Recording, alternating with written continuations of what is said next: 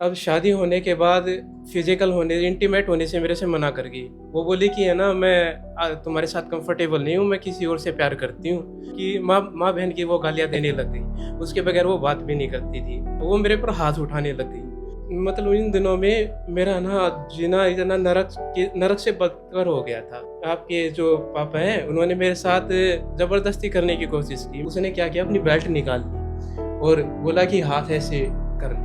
तो मैंने हाथ ऐसे किए तो उसने है ना जो बेल्ट निकाल के और मतलब हाथों पे जितना वो मार सकता था वो मारा उसने। उसका बाप टर्की है और ये है 35 लाख रुपए दे इसको और मामला निपटा दे, और तेरे घर वालों को प्रताड़ित किया जाएगा और मतलब ऐसे ऐसे केसों में फंसा देंगे। घर बैठे कमाए 1500 रुपए प्रतिदिन, वो भी विदाउट इन्वेस्टमेंट। बस डाउनलोड करें बैंक साथी ऐप, फ्री ट्रेनिंग लेकर कमाना शुरू करें। बैंक साथी से जुड़कर 15 लाख लोगों के सपने हुए पूरे। अब बारी है आपकी। नमस्कार, मैं यशिका और आप देख रहे हैं झलको दिल्ली। तो आज हम मौजूद हैं साहोदर इक्वलिटी फॉर मेन पे, जहाँ पे एक ऐसे पति हमारे साथ हैं जिनको उनकी पत्नी ने प्रताड़ित किया और उनके ऊपर एक केस भी डाला, लेकिन उस केस का उनको खुद ही नहीं पता था। तो वो यहाँ पे न्याय की मांग कर रहे हैं और पुरुष आयोग से उनकी कहानी एक बार हम सुनते हैं कि क्या मांग है उनकी। तो उनसे जुड़ते हैं सीधा हम। क्या नाम है आपका? जी, मेरा नाम प्रदीप है। अच्छा, तो क्या हुआ था आपके साथ? जी, मेरी शादी शादी.com से हुई थी 2022 में। अच्छा। अब हिंदू रीति रिवाज के अनुसार जैसे पहले वो देखने आए थे, फिर हमने लड़की को देखा, तो ये चीज़ें हुई थी। अब उसमें खटकने वाली बात ये थी कि जैसे आजकल चलता है कि एक दूसरे को जानना पहचानना पड़ता है। मैंने नंबर मांगा तो उनके घर वालों ने मना कर दिया कि हमारी लड़की फ़ोन वगैरह यूज़ नहीं करती। तो एक बार तो मन में आया कि इतना मॉडर्न टाइम में आजकल ऐसा हो ही नहीं सकता। फिर भी मैं उस चीज़ को इग्नोर कर गया। जैसे-तैसे मतलब शादी होगी 2 महीने बाद, 17 अप्रैल को। अब 17 अप्रैल को शादी होने के बाद उसने क्या नाम पत्नी होने का फ़र्ज़ भी नहीं निभाया। वो रि फिज़िकल होने इंटीमेट होने से मेरे से मना कर गई। वो बोली कि है ना मैं तुम्हारे साथ कंफर्टेबल नहीं हूँ, मैं किसी और से प्यार करती हूँ। अब नई-नई शादी हुई तो थी। आपने पूछा नहीं कि उनसे शादी क्यों नहीं करी फिर जब उनके तो साथ था मैंने मतलब? बोला, ये क्वेश्चन मैंने उठाया तो उसने कोई रिस्पॉन्स नहीं दिया, वो चुपचाप रह गई। अब मैंने पूछा मैं पूछता रहा कि मतलब मेरी लाइफ़ क्यों ख़राब करी? अगर यही करना था तो मतलब मेरे से शादी नहीं करनी थी ना। तो वो कुछ नहीं जवाब देती। अब धीरे-धीरे उसके जो एग्रेशन था वो मुझे दिखने लग गया। उसकी है ना बात में गालियाँ माँ-बहन की वो गालियाँ देने लग गई। उसके बगैर वो बात भी नहीं करती थी। और मैं ये सोच के कि नई-नई शादी हुई है, पड़ोस क्या सोचेगा? सब चीज़ें इस वजह से मैं इग्नोर करता रहा। अब उसने क्या किया, मेरे पे दबाव बनाने लग गई कि है ना एक काम कर, अपने पिता को बोल, अपने पापा को बोल कि ये जो घर है ना वो मेरे नाम करा दे। मैंने बोला पापा कि आपके साथ ही रहते थे? हाँ, मेरे हुँ। मेरे साथ ही रहते थे।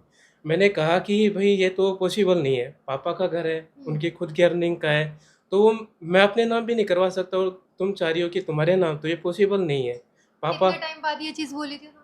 ये 10 दिन मतलब शादी के 10 शादी दिन, के 10 दिन हाँ, बाद ही? 10 दिन बाद ही अच्छा, बोली थी। अच्छा। अब ये सब होने लग गया, तो मैंने मना कर दिया था, उसका एग्रेशन और बढ़ता गया, वो मेरे पर हाथ उठाने लग गई। मतलब गाली तो देती-देती और हाथ भी उठाने लग गई। अब मैंने ये बात उसकी माँ को बोली कि देखो मम्मी जी, आपकी लड़की ऐसे-ऐसे मेरे साथ सलूक कर रही है और ये मतलब हाथ भी उठाती है। तो उसकी माँ उसको सपोर्ट करने लगी, बोली कि बेटा मेरी बेटी तो सही कह रही है, एक काम कर तू घर इसके नाम करवा दे। तो मैंने वहाँ पे बोला कि ये पॉसिबल नहीं है। तो बोला कि है ना देख लेना, अब तो भई ये ठीक ही कर रही है, मैं तो अपनी लड़की का साथ दूँगी। अब वहाँ पे मतलब इन दिनों में मेरा ना जीना इतना नरक से बदतर हो गया था, क्योंकि वो लड़ाई झगड़े करना और ये सब करना वो मतलब बहुत आम बात हो गई थी, माँ-बहन की गाली देना। अब ये सब चलता रहा।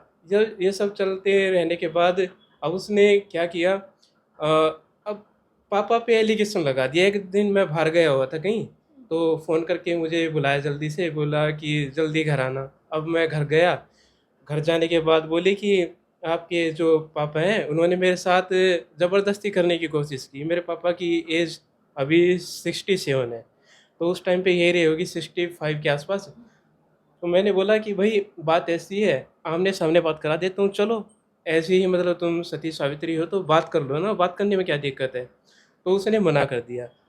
मैंने यही क्वेश्चन किया, भई तू इतना सच वो कह रही है तो सच बोल रही है, तो सच बोल रही है तो तेरे को डर किस चीज़ का है? आमने-सामने पर करा दे।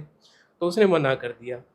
तो मेरे को ये सिचुएशन का पता लग गया था कि भई इसके अंदर क्या चल रहा है। रोज़ की रोज़ एलिगेशन लगा रही थी। तो पापा भी भाप गई थी इस चीज़ को। तो उन्होंने बोल दिया कि भई मैं अब यहाँ पे नहीं रख सकता अपने मतलब बचाव के लिए। तो बोले कि कहीं और रह लो। तो ये सब चीज़ें होती रही तो 14 जून 2022 को मैंने एक फ्लैट ले लिया किराए पे बक्करवाला, डीडीए फ्लैट। तो वहाँ पे मैं शिफ्ट हो गया। वहाँ पे 14, 15, 16, 17 और 18 5 दिन मतलब ये 5 दिन रहा था। तो 5 दिनों में उसकी जो व्यवहार था वो बुरी तरीके से मतलब एकदम एग्रेसिव वाला भर गया था। मतलब वो बात-बात पे माँ-बहन की गाली देना और ये सब मेरे पे हाथ उठाना, ये सब नॉर्मल बातें हो गई थी। अब अब उसने क्या किया 18 जून 2022 की बात है। उसने बिना बात किए मतलब मेरे साथ बखेड़ा कर दिया, लड़ाई झगड़ा करने लग गई, पहले से सोच के बैठी थी। अब लड़ाई झगड़ा करने के बाद उसने क्या किया बोली कि है ना कि लड़ाई झगड़ा वगैरह सब होता रहता है, आप मतलब इस चीज़ पे ध्यान मत दो और मतलब आपको जॉब पे जाना है, आप खाना लगा देती हूँ आपके लिए खाओ। अब मैं खाना खाने लग गया, वो बाहर से कुंडी मार के और अपना सिर है ना वो दीवार पे दे मारा और उसके बाद वो है ना भाग गई। अब काफ़ी मतलब आपको घर के अंदर ही बंद करके हाँ, चली गई? बाहर वो अंदर बंद करके चली गई। अब मैंने काफ़ी देर तक वो कुंडी खटखटाई। अब वो जो पड़ोस वाला था फ्लैट वाला, वो आया 10-15 मिनट के बाद उसने गेट खोला। मैंने पूछा कि भाई मेरी वाइफ़ को देखा? तो उसने बताया कि भई वो चौकी के लिए पूछ रही थी, यहाँ पे जो बकरवाला फ्लैट के डीडीए फ्लैट के पास जो चौकी है, वहाँ पे पता करो। मैं चौकी में गया, चौकी वालों ने मुझे बताया कि भई तुम्हारी जो वाइफ़ है वो तो वहाँ पे चली गई मुंडका पुलिस स्टेशन, वहाँ पे पता करो। अब वहाँ पे आईओ का नंबर दिया उन्होंने कि भई ये तुम्हारी आईओ है, तो आईओ का नंबर दे दिया। मैंने आईओ को कॉल किया कि मैडम क्या नाम है मेरी वाइफ़ यहाँ से चली गई है और ऐसी-ऐसी बात है। तो उन्होंने मुझे बुलाया कि यहाँ पे आ जाओ, मुंडका पुलिस स्टेशन। अब वहाँ पे मैं गया तो मेरे साथ क्या होता है कि मेरे को एक आइसोलेटेड जो रूम था वहाँ पे बैठा दिया जाता है। वहाँ पे जो क्रिमिनल्स वगैरह बैठे रहते हैं। तो एक सिविल ड्रेस में एक लड़का आया वहाँ पे मुंडका पुलिस स्टेशन की बात है। तो उसने पूछा कि भई तुम में से प्रदीप कौन है? मैं खड़ा हो गया वहाँ पे। तो उन्होंने आओ देखा ना ताऊ और मतलब जितने थप्पड़ वो मार सकता था उसने मेरे थप्पड़ मारना शुरू कर दिया। जब उसका मन भर गया वो मेरे को पुश तो करता आपने हुआ पूछा नहीं कि किस लिए मार रहे हो? मैंने पूछा तो हाँ। वो और ज़्यादा थप्पड़ मारने लग गया, वो रुका ही नहीं। अच्छा। अब वो मेरे को पुश करता हुआ मतलब मतलब बहुत बुरा लग रहा था, वो मेरे को पुश करता हुआ सीढ़ियों से लेके गया रीडर के रूम में। एसएचओ का जो रीडर होता है टाइपिस्ट, वहाँ पे मतलब 2-4 और बैठे हुए थे जिनके बयान वगैरह रिकॉर्ड किए जा रहे थे। तो सबके सामने बोला मेरे से कि मतलब है ना मुर्गा बन जा। तो मैंने ये बोला कि सर मैं मुर्गा तो नहीं बनने वाला। तो फिर बोला वो दूसरे कांस्टेबल से जो वहाँ पे था कि है ना पट्टा दो, अपना पट्टा दो। पट्टा नहीं मिला तो उसने क्या किया अपनी बेल्ट निकाल ली और बोला कि हाथ ऐसे कर ले। तो मैंने हाथ ऐसे किए तो उसने है ना जो बेल्ट निकाल के और मतलब हाथों पे जितना वो मार सकता था वो मारा उसने।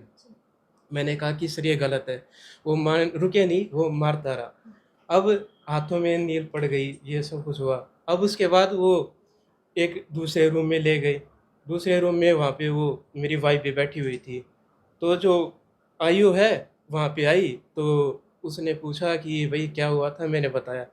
तो बोला कि मतलब है ना तू नशा-वशा करता है क्या?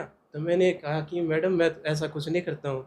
उसने सबके सामने वो और बाकी के जो बैठे हुए थे पुलिस वाले उनके सामने मुझे थप्पड़ मारा। फिर आपकी बोल वाइफ भी वहीं थी उस टाइम हाँ, पे? उसी टाइम पे वही थी। अब वो बोली कि है ना जो मेरी आईओ थी वो बोली कि एक काम कर मेरे रूम में आओ। मेरे रूम में आ फिर मतलब वो मैं उनके रूम में गया। अब वहाँ पे लड़की भी वहीं पे थी, लड़की भी आ गई थी और लड़की की माँ भी। तो मेरे मेरे को पता नहीं क्या-क्या बोला गया। बोले कि ये मतलब है ना इसका बाप टर्की है और ये है। मैंने कहा कि मैम ऐसे तो मतलब है ना मेरे पापा पे एलिगेशन मत लगाओ और आपकी लैंग्वेज देखो। तो आइयो ने क्या कहा कि मतलब अपने हाथ है ना ऐसे पीछे कर ले, ऐसे मतलब आगे मत लेके आना। उसने मेरे हाथ पीछे ही करवा दिए और वो मतलब मेरे को खड़ा करके और जितने थप्पड़ वो मार सकती थी, वहाँ पे उसने थप्पड़ मारे, मतलब जितने वो मार सकती थी। पहले किसी और ने मारे, उसके बाद आइयो ने मारे। फिर उस आइयो ने हाँ। मारे। अब क्या नाम है, आइयो ने थप्पड़ मारने के बाद जब उसका पेटा भर गया, तो मेरे को लॉकअप में डाल दिया। लॉकअप में डालने के बाद नेक्स्ट डे जब मेरे को है ना ये एमएलसी के लिए ले जाया गया, तो मैंने डॉक्टर को बोला कि डॉक्टर साहब ये देखो मेरे को मतलब प्रताड़ित किया गया है, मेरे को मार पीट की गई है मेरे साथ, ये चोट देखो। तो तभी वो जो मेरे साथ एमएलसी बनवाने के लिए कांस्टेबल थे, उन्होंने पता नहीं डॉक्टर से क्या बात की। डॉक्टर ने, मैं कहता रह गया कि सर मेरा एमएलसी वो क्या नाम है कुछ करवाओ, अल्ट्रासाउंड या फिर है मेरा जो भी है वो करवाओ, जिससे मतलब ये चोटें आ सकें। तो उसने ध्यान नहीं दिया और मतलब मेरे को वहाँ से फारिग कर दिया। अब मेरा वहाँ पे जो केस था वो मतलब मेरे को मजिस्ट्रेट के सामने पेश किया गया, तो मेरे वहीं पे मतलब वो हो गया था, डिस्चार्ज कर दिया गया था उस केस से। अब 18 जून 2022 से वो मेरी जो वाइफ थी वो अलग रह रही थी और मैं अलग रह रहा था। अब ये सब होने के बाद मेरे पास ये वो वुमेन सेल की जो कंप्लेन आई, उसमें मुझे बुलाया गया। वुमेन सेल की जो डेटें लगती थी, उसमें मेरे को कंप्रोमाइज़ करने के लिए बोला, मेरे ऊपर प्रेशर डाला जाता कि भई 35 लाख रुपए दे इसको और मामला अच्छा। निपटा दे। 35 लाख रुपए तेरे को देने पड़ेंगे, नहीं तो एफआईआर हो जाएगी और तेरे घरवालों को प्रताड़ित किया जाएगा और मतलब ऐसे-ऐसे केसों में फँसा देंगे। या तो 35 लाख रुपए दे के सेटल कर ले। तो मैंने कहा कि जब मैंने कुछ किया ही नहीं है तो मतलब मैं फ़ाइट करूँगा और मतलब मैं गलत ही नहीं तो केस चलने दो। अब मेरा मेडिएशन भी फ़ेल हो गया और ये मतलब सब कुछ चीज़ें होती रही, मेरे को प्रेशराइज़ किया जाता रहा। अब प्रेशराइज़ किया जाता था तो अब मेरे पास ये समन आए डीवी केस में। 2022 का केस था जो उसने फ़ाइल किया था। अब उसके समन मेरे को रिसीव हुए 2024 में।